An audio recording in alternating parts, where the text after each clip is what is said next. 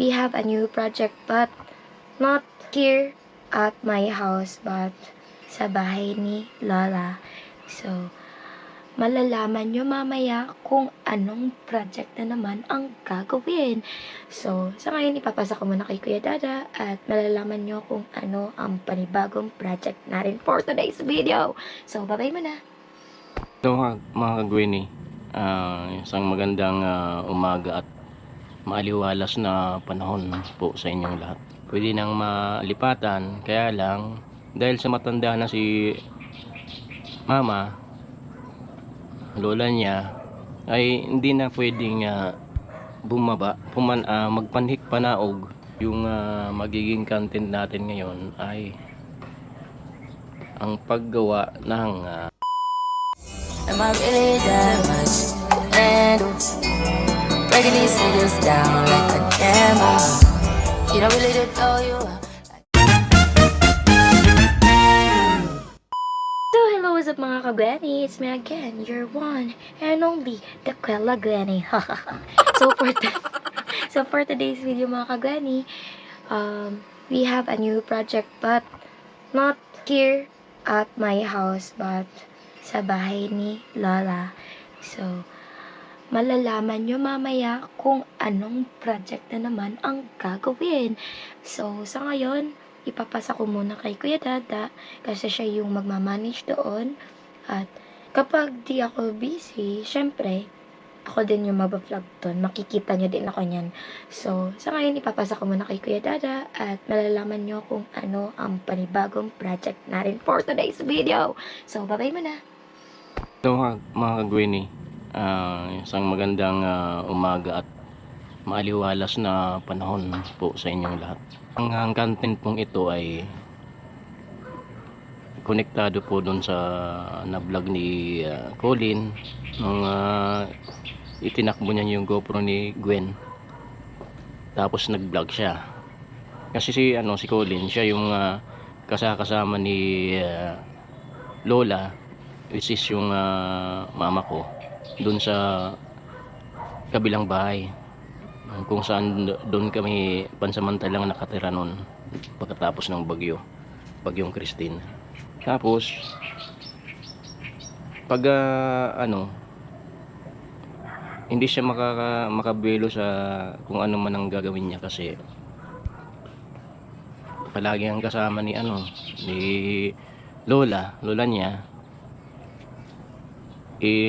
Sa ngayong nakapasa na siya, LPT na siya, naghanap na din siya ng trabaho. Ang problema niya ay kung sino na yung makakasama ni Lola niya kapag mayroon na siyang work.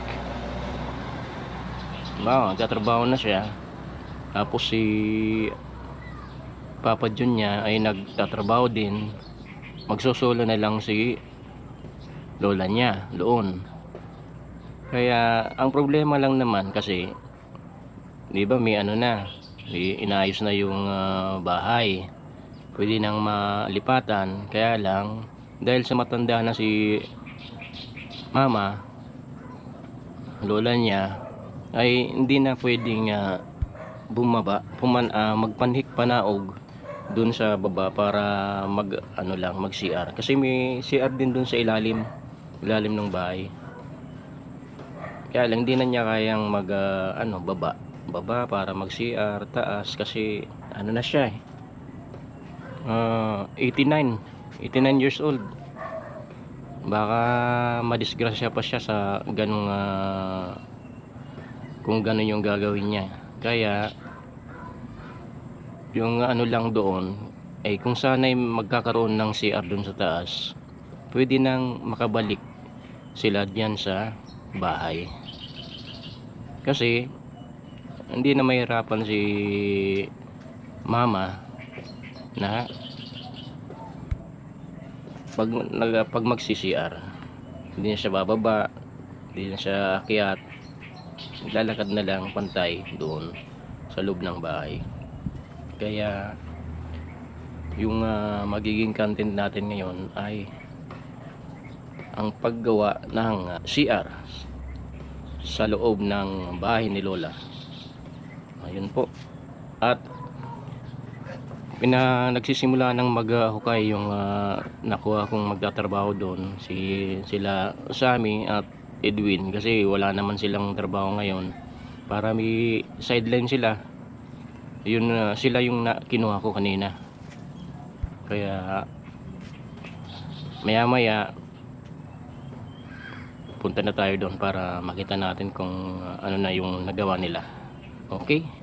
Yan mga kagweni, papunta na po ako dun sa bahay ni Lola at titingnan natin kung ano na yung ginagawa nung dalawang kinuha kong magtatrabaho doon sa paghukay para sa Poso Negro. Dito po tayo dumadaan sa babaw ng tulay, yung pinagawa ni Manny B Vlogs.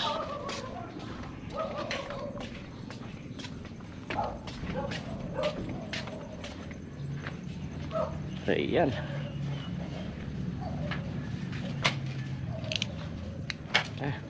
Nakarawat na.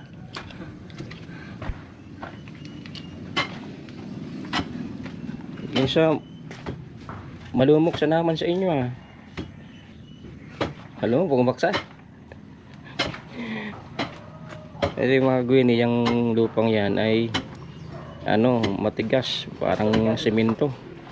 Kaya nga kahit hindi na dyan mag ng hollow block sa ilalim o sa gilid ng balong, ay pwede na yan.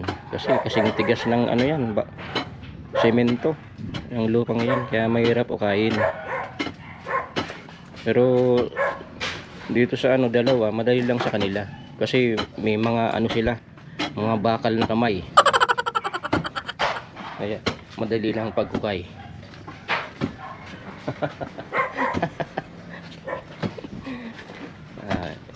Yung ilalagay dito ay yung container na bilog, yung pang industrial, makapal siya, kaya hindi na kailangang mag asintada sa loob ng balon.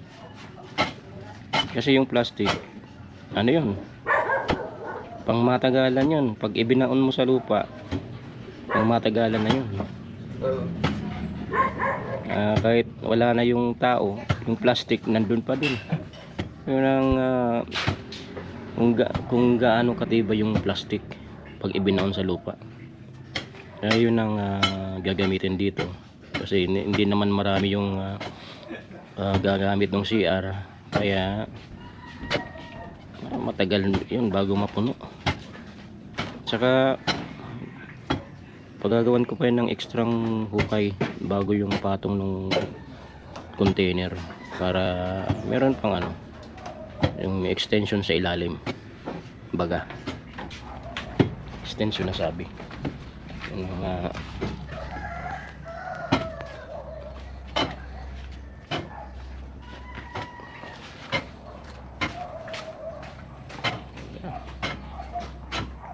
dapat hindi mo na ka mag-YouTube, hindi ka mag-YouTube dahil ka cellphone ako sisay ako ka subscribe ka sa channel ni Gwin Alwin, anapon mo para mabayad mo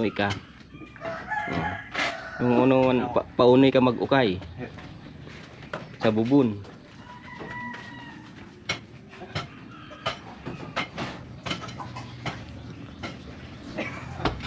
Yan mga gwini, yung gagawin ko, yung plano ko dito, kasintada sa ibabaw, siguro mga 3 patong na hollow blocks, tapos yung yung patong sa ibabaw, yung parang sarado.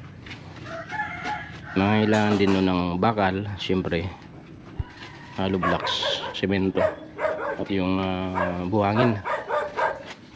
Tapos dahil sa light materials lang itong bahay,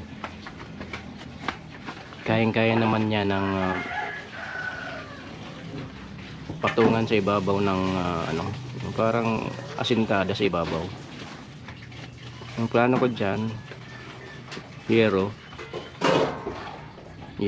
bago yung bakal, tapos buhos ng simento, mga lang, mga 3 ata pwede na 3 pulgadas or 3 inches yung taas ng semento para hindi masyadong mabigat kasi light materials to eh.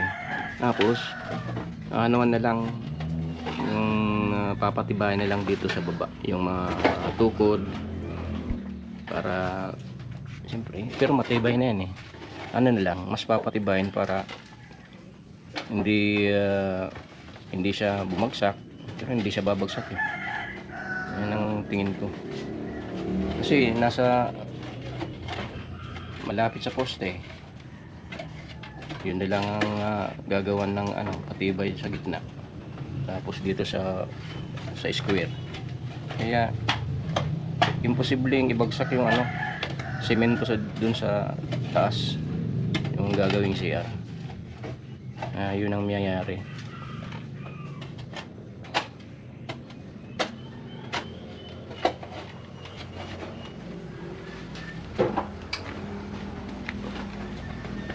Akyat tayo.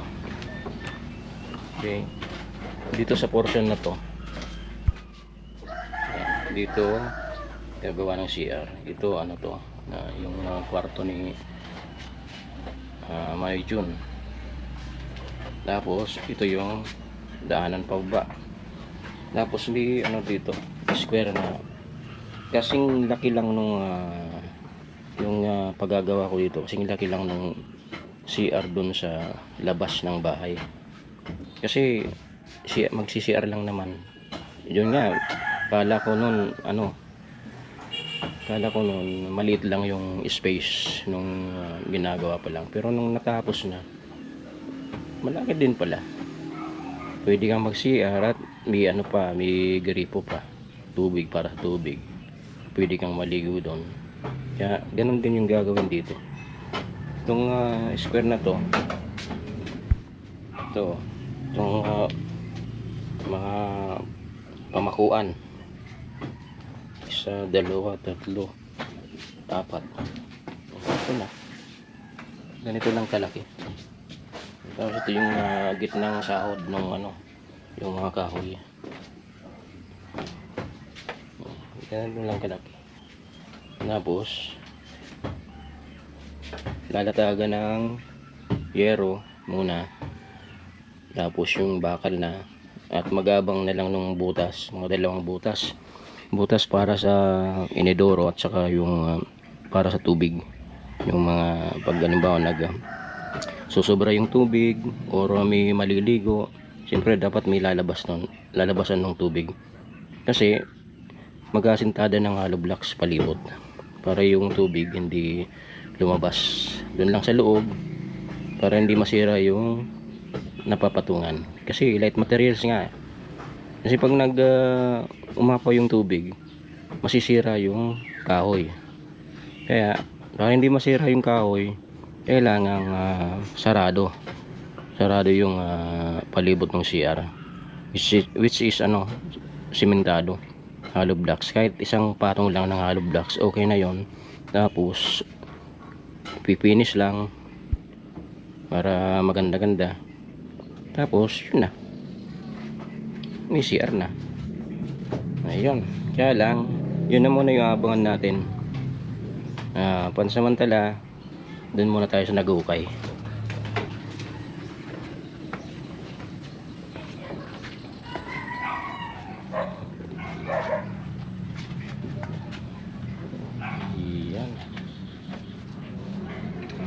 Okay.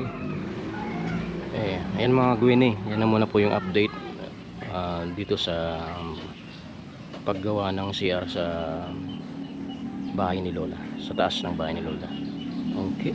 Abangan na lang po yung mga susunod na kaganapan or mga magaganap dito sa content na to. Okay. Yan mga Gwini, ito yung dati sanang gagawa ng CR dito sa labas na hindi natuloy kasi nag-iba yung plano.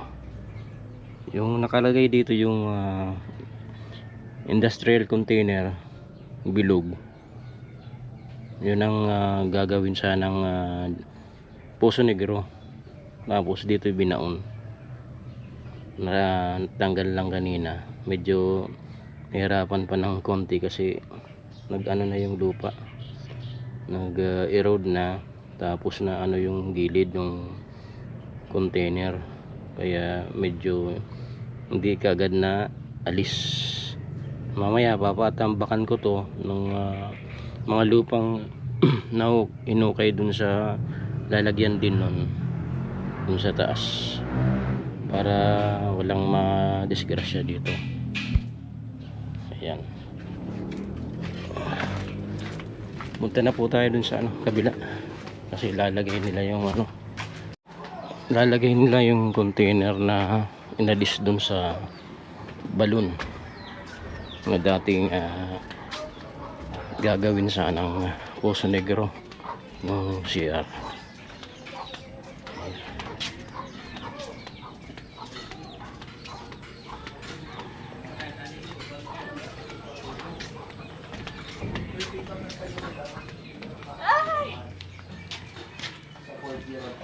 Hey guys, welcome to my channel. Dulag. Takot sa video. Ayan.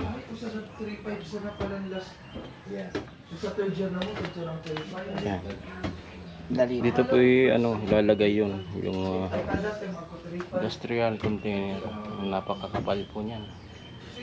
Kaya talo pa niyan yung hollow blocks. Kasi yan hindi nasisira kahit sa mahabang panahon pang palipasin, hindi nasisira yung plastic pag nakabaon sa lupa. Ha? Kulang para rom. Ayan.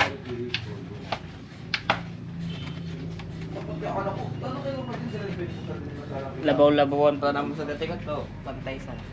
Pantay mo sa itong flooring. Flooring. Tanong. Dito lang. Yan. Sa nararom lang dati. Tapos bigpatong sa mga tulong hollow blocks. Parang pantay na kada. Tulo. Tama sa tulo. Medyo alangkaw na iya. Hindi mas marugangan pa so deposito. Ararum pa pala. Ararum pa. Kulang pa ararum. Bukong ararum pa. Ababo pa yan. Bukong ararum pa. Pera na. Sang rangaw. Darwang rangaw.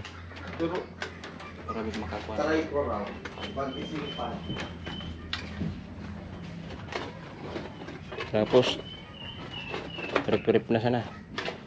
Custom siya. Ay, kasya na. Tig-testing. Na sana so additional lang. Bukong pantay para mas dakulo deposito. Pag napuno na. Hindi mga puno. Tubig. Ha? Yung tubig. Hindi, ibubugo mo sa naman ng tubig sa Hindi, tubig. Sumok, siyempre. Labotan mo. Tanggalo na. Hindi yan pwedeng agapin. Talagang madaling puno. Nasago pa yan ekstrang bubon. Para tapos patang pangalo blocks para nakan kalangkaw. Hindi additional pagkakawa deposito. Hindi aram na.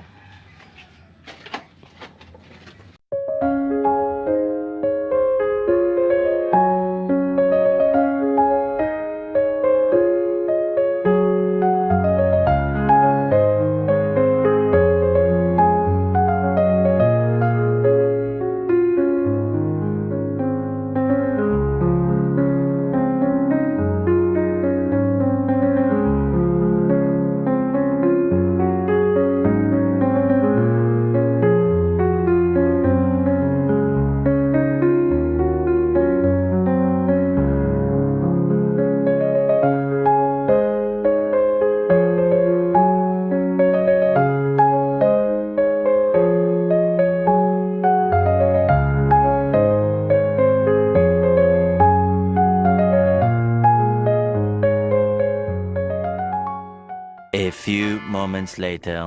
Ayan mga Gwenny, babalikan po natin yung ano, gumagawa ng Poso Negro. Kung ano na ang nangyayari.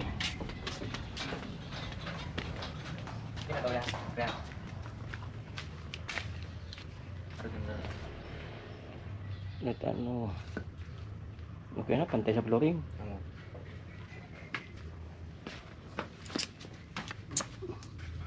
Yun na yan. Kinasukuan niya, ulit sira dong. Kung Ah? sumbong baga. Yan.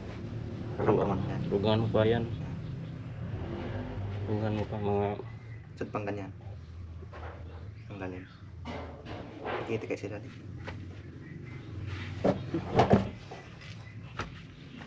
G's. Oh, dating pa lang. Mga G's. Malumok naman sa ako. Ako kaya ang purpose, kung sakaling maabot niya sumalumok na raga, madali pag sumuk ka, ano? Ang purpose ko kan. Magsabaga ano, adobe. Kusa. Dapat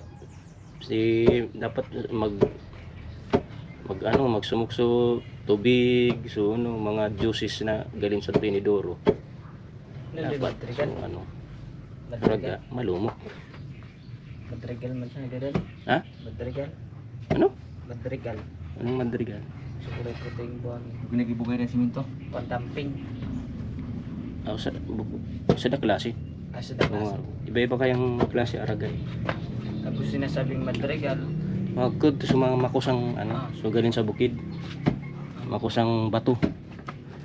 Kulay Pero yellow pati. pero parang ano, parang raga. Hindi, brown. Gilo ito na. Gilo. Ko na kaya. So halo-halo. Kaya lubo tulad to, hindi pa? Ari, Drum. hindi na muna. Basta i-prepare muna niyo yan Palibot. Kung di na maabot nganod. Yan mga Gwenny. Tapos na po yung pag-ukay ng lalagyan nitong industrial container na siyang magiging Poso Negro or deposito ng mga duming manggagaling sa CR. Yan po. I-extra po siyang ano, extra siyang butas sa ilalim, pero sa ilalim nitong ano, sa taas nitong container meron pa siyang extra butas para dun sa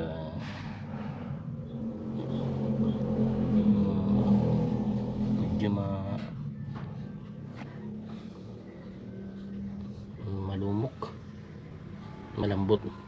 malambot ng lupa dun sa ilalim, kaya pinagawan ko ng extra para dun sisink in yung ano, yung mga juices na manggagaling sa taas. Okay, dun magsisimula mag-absorb yung mga tubig at saka ibang mga tubig na gagaling sa taas sa toilet. Kaya may ganyan, pinasadyan ko ng ganyan, may butas na maliit, pero hindi naman yan maliit, malaki yan. Ayan, tapos dito may 3 patong na hollow blocks, 1, 2, siguro mga hanggang dito. Ayan, tapos palibot yan, kwadrado. Makakaano pa siya, makakadagdag sa magiging deposito yung 3 patong na yan, kasi sarado yan silyado. Hindi, pera nung nasa ilalim, tapos sa gitna yung container, tapos meron pang 3 patong na hollow blocks. Kaya mga ilang taon din yung aabutin bago mapuno yan.